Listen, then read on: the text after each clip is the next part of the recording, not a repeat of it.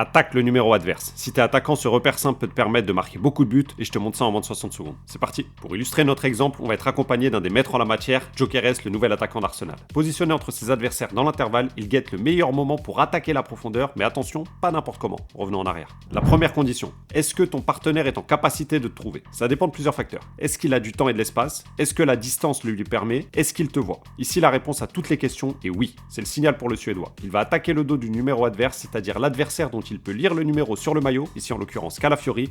Il effectue sa course dans son dos pour la simple et bonne raison que si tu vois son numéro de maillot, c'est que lui ne te voit pas. L'autre critère essentiel, c'est la façon dont tu effectues ton appel. Là encore, Gyökeres nous montre la voie. Observe. C'est très léger, mais sa course n'est pas droite. Elle est légèrement arrondie, ce qui permet à son partenaire d'avoir le temps d'armer sa passe et donc pour lui de ne pas être en jeu. La conséquence, lorsque tu as trouvé le joueur qui te voit et te suit et dans ton dos, tu as donc l'avantage avec ton corps entre lui et le ballon. C'est d'ailleurs de cette façon que le Suédois a égalisé cette saison face à Manchester City.